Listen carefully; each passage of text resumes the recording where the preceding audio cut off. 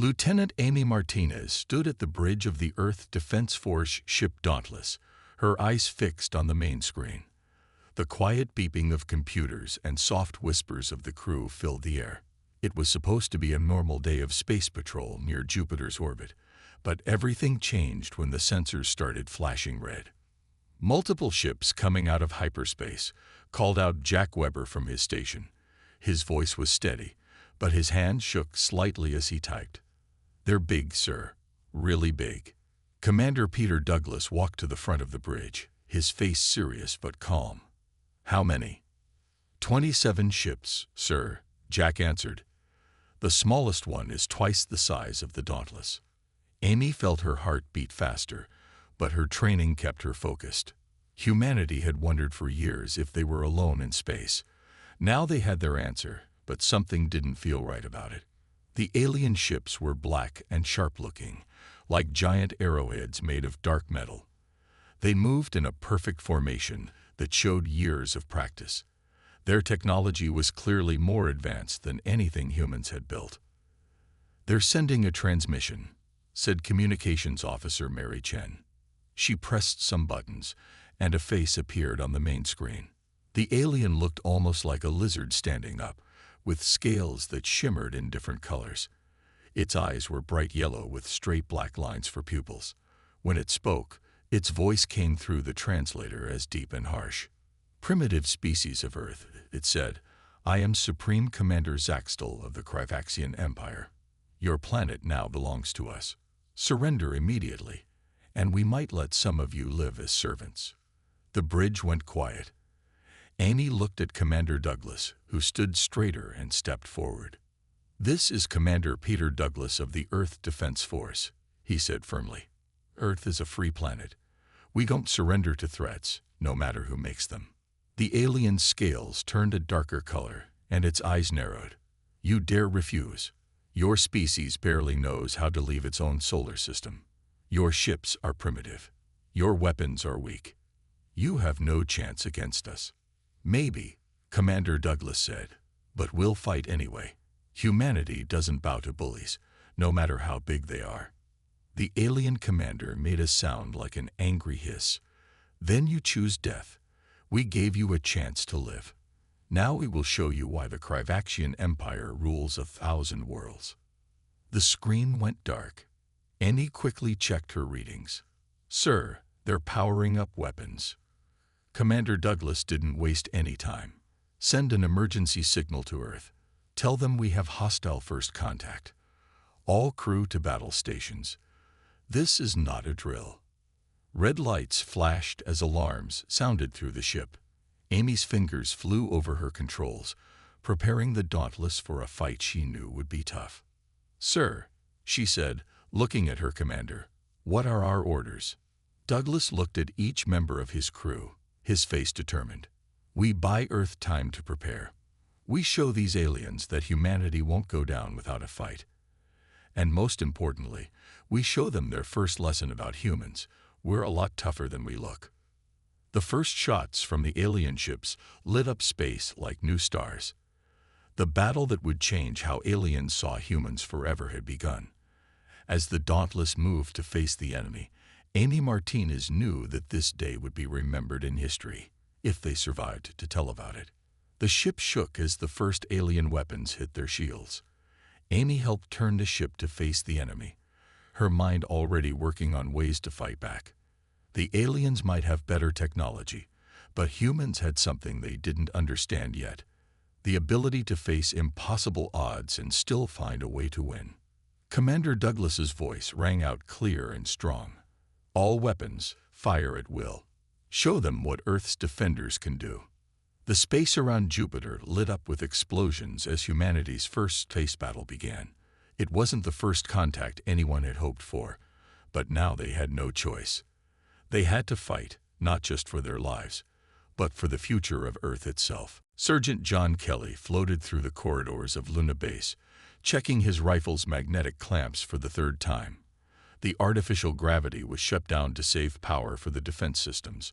Red emergency lights cast strange shadows on the walls, and the only sound was the soft hiss of air recyclers. Movement in Sector 7, reported Private Sam Cooper through the radio. They're trying to cut through the outer doors. John pushed off a wall and glided smoothly toward his team's position. In the low gravity, every movement had to be careful and planned. The aliens would learn this lesson the hard way. "Remember your training," John said to his squad of 12 Marines. "They expect us to fight like we're on Earth. That's their first mistake." The base shook as something heavy landed on the outer hull. Through the reinforced windows, John could see the Kravaxian dropships attaching themselves to Luna Base like giant metal spiders. Their purple energy weapons cut bright lines through the darkness of space. "All units, prepare for breach," called Base Commander Linda Hayes over the general channel. "Show these lizards why you don't mess with humanity's first space base." John checked his tablet. The aliens had landed dropships at 6 different points around the base. They thought they were being clever, splitting the human defenders. But John and Commander Hayes had planned for this. The first explosion came from Sector 4. The aliens cut through the outer doors, expecting to find scared humans hiding behind cover. Instead, they found an empty corridor. As they moved in, wearing their heavy armor that worked well in normal gravity, John smiled. "Now," he ordered. His team pulled themselves along special tracks in the ceiling and walls, moving silently in the zero gravity they had trained in for years.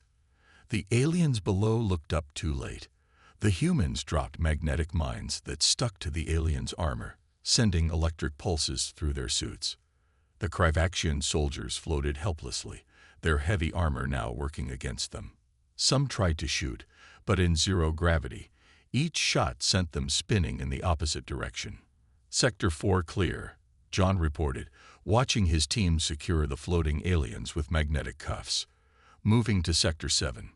Through the base's cameras, John saw similar scenes playing out in other sectors.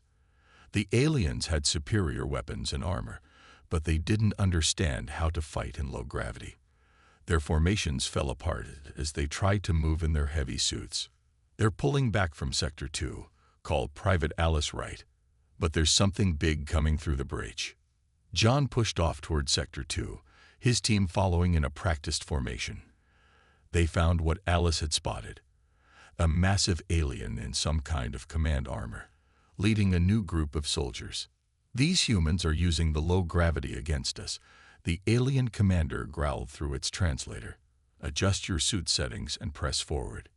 But John had been waiting for this. "All units, execute Plan Charlie," he ordered. Suddenly, the base's air circulation system reversed. In the zero gravity, the powerful air currents created a tornado-like effect in the corridors. The aliens, still struggling with their gravity settings, were caught completely off guard. John's team, anchored safely with their magnetic boots, opened fire. Their special low-velocity rounds wouldn't pierce the hull, but stuck to the alien armor with quick hardening foam. Soon, the entire alien assault team was trapped in a floating mass of hardened foam and tangled limbs. "Luna Base Command, this is Sergeant Kelly," John reported, watching the alien commander struggle uselessly in the foam. "All sectors secured. The enemy clearly never practiced low-gravity combat." Commander Hayes' laugh came through the radio. "Good work, Sergeant. Let's send the video of this back to Earth. The other alien ships should see what happens when they underestimate human adaptability." As John helped secure the captured aliens, he noticed their expressions. Through their clear helmets, he could see something he didn't expect in their alien faces: fear. These creatures had conquered 1,000 worlds, but they had never faced an enemy who could turn their own technological advantages against them so quickly. "Welcome to the moon," John said to the foam-covered alien commander. Lesson 1. In space, humans write the rules of combat. Captain Susan Morris lay flat in the mud, rain pouring down her face as she watched the alien patrol through her binoculars. The Kravaxian soldiers moved in perfect lines, their energy shields glowing purple in the dark mountain rain. They looked strong and unstoppable, but Susan saw something they didn't. They were walking right into her trap. "All teams check in," she whispered into her radio. The Rocky Mountains stretched around them, covered in mud, rain, and fog. Team Alpha, ready. Team Bravo, in position. Team Charlie, good to go. The aliens had landed 3 days ago, expecting an easy victory. Their ships hung in the sky like dark clouds, and their soldiers marched across the land in their shiny armor. But they didn't know these mountains. They didn't understand Earth's weather. Most importantly, they didn't know how humans could use both to their advantage. "Look at them," Private Betty Ward whispered next to her. "They're not even trying to stay quiet." Susan nodded. The aliens stepped heavily through the mud, their boots making squelching sounds. They seemed annoyed by the rain hitting their shields, acting like the weather was just a bother rather than a weapon. "Remember," Susan said into her radio, "wait for my signal. Let them get nice and deep into the valley." The alien patrol kept moving forward, 20 soldiers in total. Their scanner equipment probably told them there were no humans nearby. They were right. Sort of. Susan's teams weren't close enough to show up on scanners, but they had spent 2 days setting up this valley for visitors.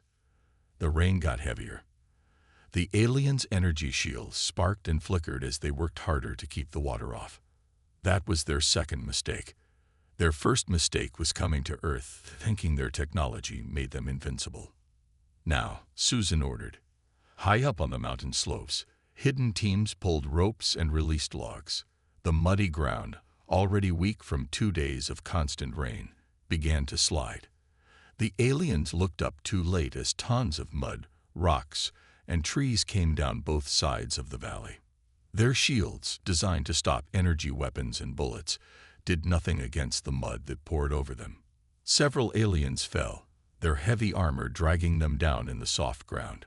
Others tried to fire their weapons, but the rain and mud made their targeting systems useless. "Phase 2, Susan commanded. Her soldiers rose from hidden spots all around the valley. They wore simple camouflage suits, covered in mud and leaves. Their weapons were basic projectile guns. Nothing fancy, just simple, waterproof, and reliable. They had trained for weeks in this weather, learning to move in the mud, to see through the rain, to fight in conditions the aliens found horrible. The Kryvaxian soldiers tried to fight back, but their advanced weapons fizzled in the rain. Their armor, so impressive in dry conditions, pulled them deeper into the mud. Their perfect formation fell apart as they slipped and struggled. "Cease fire," Susan ordered after 10 minutes. She stood up and walked down to the valley, where the alien soldiers were stuck waist-deep in mud, their shields flickering out one by one. The alien commander looked at her with his yellow eyes. "This is not proper combat," he said through his translator. "You fight without honor, without facing us directly." Susan wiped some mud off her face and smiled. "This is Earth. We fight with whatever works. Your shields might stop plasma bolts, but they can't stop plain old mud. Your scanners might find electronic signals, but they can't spot soldiers covered in dirt. You came to our world thinking we were primitive. Now you're learning why Earth's armies have always feared the weather more than the enemy." She keyed her radio again. "Command, this is Captain Morris. Valley 7 is secure. 20 prisoners for pickup. No casualties on our side." She looked at the alien commander again. "And tell command these aliens need a lesson in fighting in bad weather. Seems they never learned that the environment can be the deadliest weapon of all." The rain kept falling as human soldiers secured their alien prisoners. In the distance, thunder rolled through the mountains. Susan smiled again, knowing that more alien patrols would come, and more would learn why fighting humans on their home ground was a very, very bad idea. Major Christopher Hart stared at the holographic display showing the Kryvaxian battle formations. For 3 weeks, he had watched every video of alien battles, studied every movement, and looked for patterns. Now, finally, he saw something that made him smile. "Look here," he said to Lieutenant Lisa Rodriguez, pointing at the display. "Every time they attack, they follow the same steps. It's like they're reading from an old book." Lisa leaned closer to the display. The alien ships always moved in triangle shapes, with the biggest ship at the back. Their soldiers on the ground did the same thing, moving in perfect triangles with their leaders always in the same spot. "They never change," Chris said. "They've won so many battles using these formations that they think they don't need to try anything new."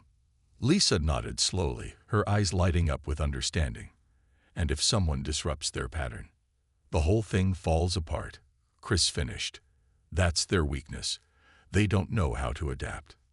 In the command center around them, other officers worked at their stations, monitoring alien movements across Earth.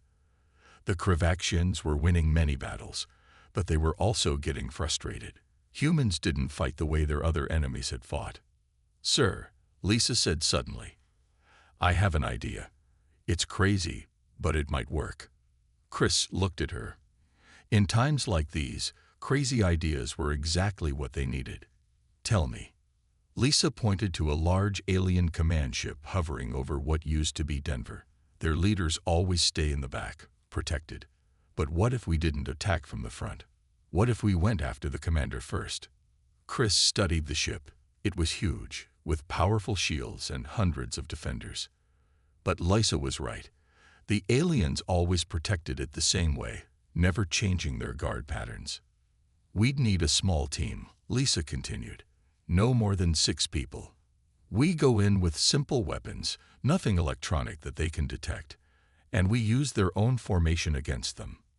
2 hours later, Lisa led her team through the ruins of Denver. They carried basic guns, ropes, and backpacks full of old-style explosives, nothing that would show up on alien scanners. The command ship floated above them, like a dark mountain. "Remember," Lisa whispered to her team, "they expect attacks from the front. They expect us to use fancy weapons and vehicles. That's why we're not going to do any of that." They moved through the city's old drainage tunnels, which the aliens hadn't even bothered to check. Their scans looked for energy signatures and heat patterns, not for humans using basic tools and their own strength. When they reached the point under the ship, Lisa checked her watch. "Main attack starts in 3 minutes. That's when we move."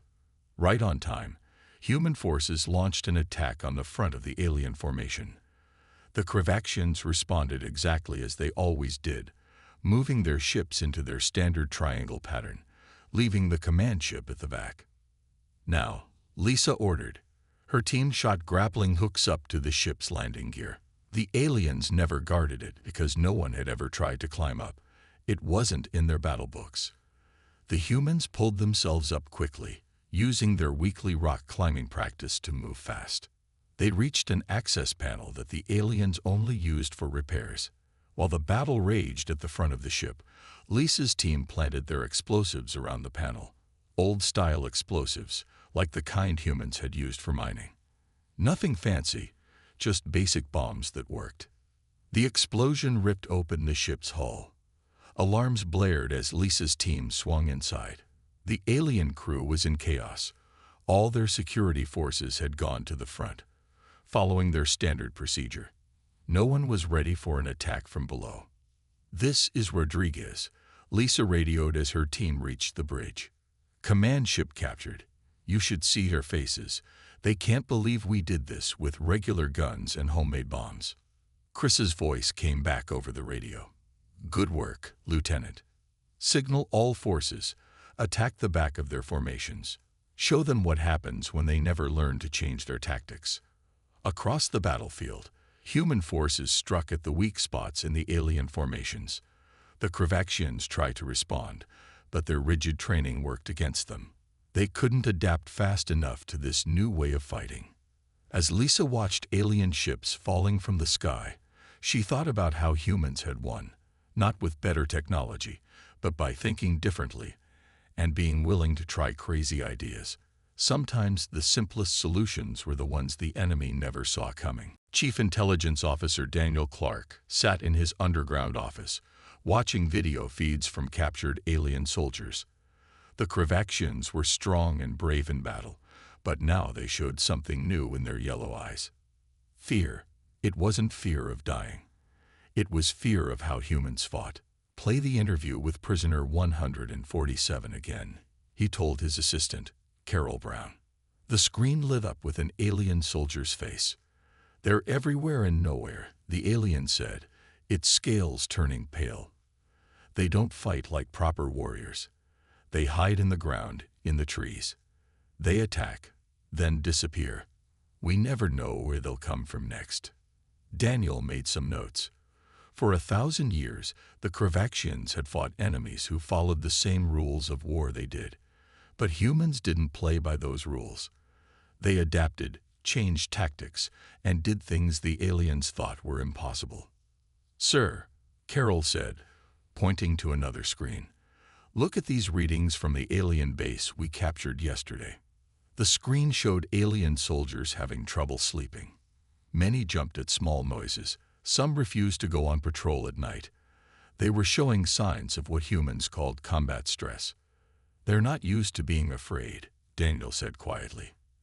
And that gives me an idea. He called a meeting with his team. They gathered around a big table, looking at maps and alien psychology reports. Daniel stood up and explained his plan. The Kravaxians are already scared of how we fight, he said.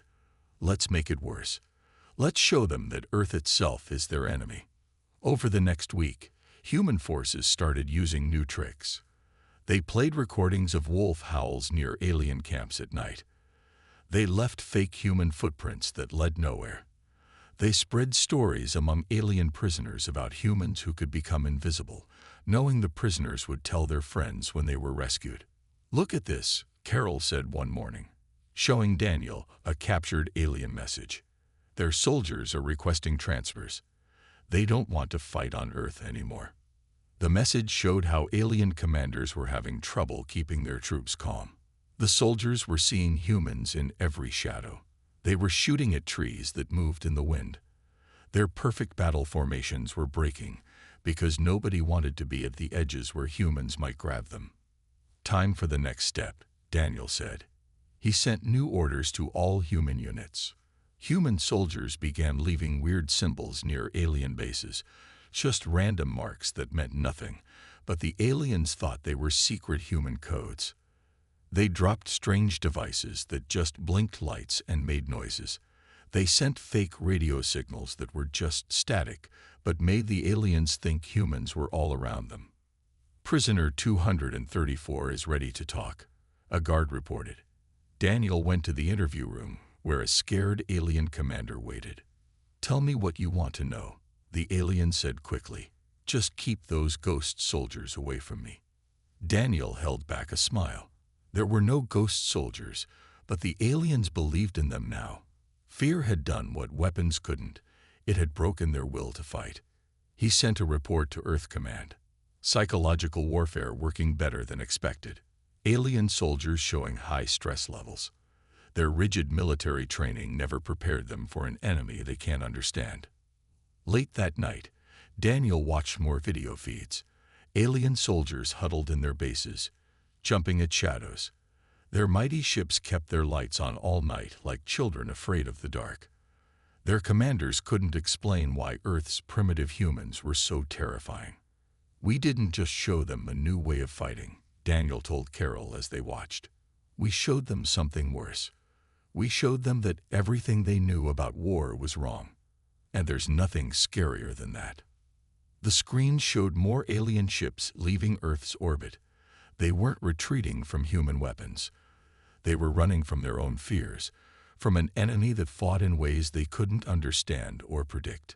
Earth itself had become a nightmare they couldn't face. Colonel Catherine Phillips stood on the bridge of her ship, watching the radar screen as the largest fleet battle in Earth's history was about to begin.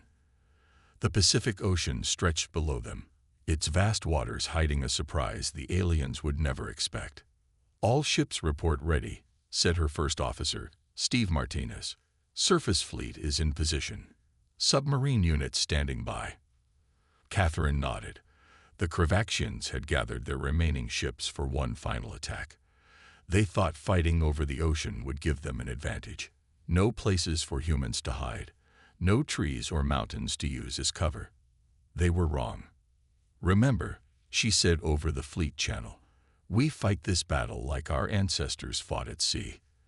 The aliens know space combat, but they've never seen anything like this. The alien fleet appeared in the sky like dark clouds, hundreds of ships moving in their usual perfect formation. Their energy weapons could burn through most defenses, but Catherine knew something they didn't. Water was still the best shield humans had. "Surface fleet, begin Operation Tsunami," she ordered. Down on the ocean, Earth's Navy ships started firing special shells into the clouds. The shells didn't explode. They just released large amounts of water vapor. Soon, thick clouds covered the battlefield, blocking the aliens' view. "They're switching to heat sensors," Steve reported, watching the alien ships adjust their positions. Catherine smiled. "Submarine fleet, execute pattern Delta." Deep under the Pacific, nuclear submarines launched their special cargo. Not missiles, but hundreds of heat-generating buoys. The alien sensors lit up with false targets everywhere, making them think the human fleet was much bigger than it really was. "Their formation is breaking," Steve said. "They're trying to target the heat signals." The alien ships spread out, breaking their careful triangle patterns to chase the false targets. That's when Catherine gave the order she'd been waiting to give. "All ships, surface attack pattern." Just like we practiced. Earth's space fighters rose from the ocean itself, bursting out of hidden underwater hangars. The aliens had been scanning the sky for attacks, never thinking to look below the waves. Water streamed off the human ships as they shot upward, their pilots using old naval combat moves that no Space Force had ever seen. "They're confused," Steve reported, watching the alien ships try to regroup. "Their targeting systems can't handle the moisture in the air." Catherine had studied old sea battles for months to prepare for this day.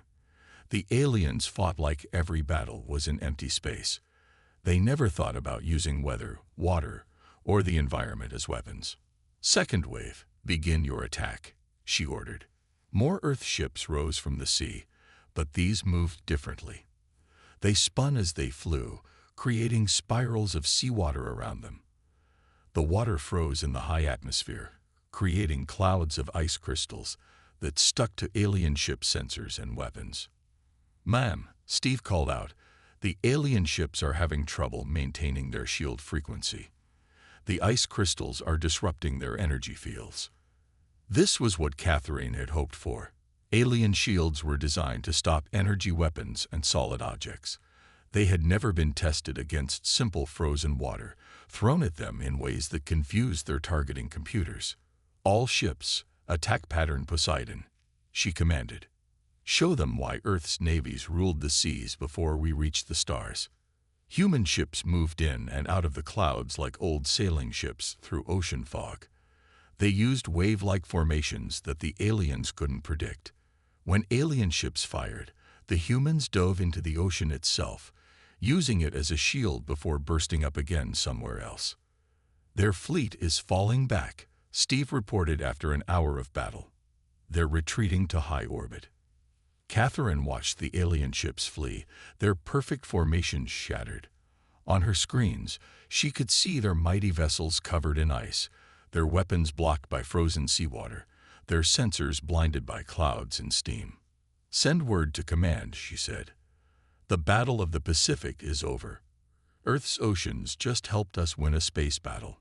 Let's see how they explain that in their military books." As the clouds began to clear, Catherine thought about how humans had won, not by fighting in space like the aliens expected, but by bringing space combat back down to the seas, where human navies had learned to fight over thousands of years. Sometimes, the oldest tactics worked best against the newest enemies. Senior war historian Zexnar sat in the great library of the Kryvaxian War Academy, finishing his report on the Earth campaign. His scales shifted to a deep blue color of deep thought as he wrote the final pages of what would become the most important military study in Kryvaxian history. "The defeat at Earth," he wrote, "wasn't just a military failure. It was the day our empire learned that everything we knew about warfare could be wrong. The humans didn't just beat our forces, they changed how we think about combat forever." He looked at the footage playing on his screen. human soldiers fighting in moon gravity, Earth ships rising from oceans, and ground troops using mud and rain as weapons. Each video was now required viewing for all Krivaxian military students. "Professor," said a young cadet named Rixtel, entering the library, "I've finished studying the Earth battles, but I don't understand. How did we lose to a species that hadn't even reached their closest star system?" Sexnar turned to face the student. "That's exactly why we lost," he said. "We thought technology and experience meant everything. We forgot that sometimes being new to space meant seeing things differently." He pulled up more videos on his screen. "Look here," he said, pointing to humans fighting in the Rocky Mountains. "We had better weapons, better armor, and better ships. But they had something we'd lost over our 1,000 years of victory: creativity." The cadet watched as human soldiers used simple tools and the environment to defeat advanced Krivaxian weapons. "They look almost happy when they fight," Rixtel said, surprised. "Yes," Zexnar agreed. "That's another thing we learned. Humans don't just fight because they're ordered to. They fight harder when they're protecting their home. Each soldier thinks for themselves, finds new ways to fight, and shares these ideas with others." He showed more footage. Earth ships using ocean water as a weapon in space, soldiers capturing a command ship with simple explosives, and troops using psychological warfare to break alien morale. "Before Earth," Zexnar continued, "we thought war was about following perfect plans and using the best technology.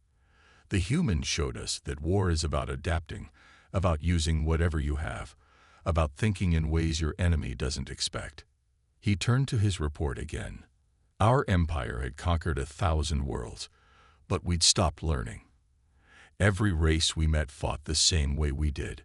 Then we found Earth, and everything changed." The cadet looked troubled. "Will we fight them again, Professor?" Zexanar's scales shifted to the green of wisdom. "No, the Empire has signed a peace treaty with Earth. Instead of fighting them, we're learning from them. Their soldiers now teach classes here at the Academy." He showed one final video. Human instructors teaching Krivaxian soldiers how to fight in different environments, how to think creatively, how to adapt to any situation. "The humans taught us the greatest military lesson of all," Zexnar wrote in his conclusion. "True strength isn't about having the best weapons or knowing the perfect tactics. It's about being able to change, to think differently, and to find solutions where others see only problems." He saved his report and stood up. Around him, the library was full of young cadets studying Earth's battle techniques. On the walls hung pictures of human and Krivaxian soldiers training together, learning from each other. "We came to Earth thinking we would teach them about modern warfare," he told the cadet. "Instead, they taught us that there is always more to learn, always new ways to think about fighting. That's why we now tell all our soldiers, if you ever face humans in battle, don't expect them to fight like anyone else. Expect them to surprise you, to do the impossible, and to change everything you think you know about war." Outside the library windows, the sun set on the Krivaxian capital city. In the military spaceport beyond, a human transport ship was landing, bringing more instructors to teach at the Academy. The defeated Earth had cost the Empire its pride, but it had given them something more valuable: a new way of thinking about warfare, and a powerful ally who could help them learn and grow stronger.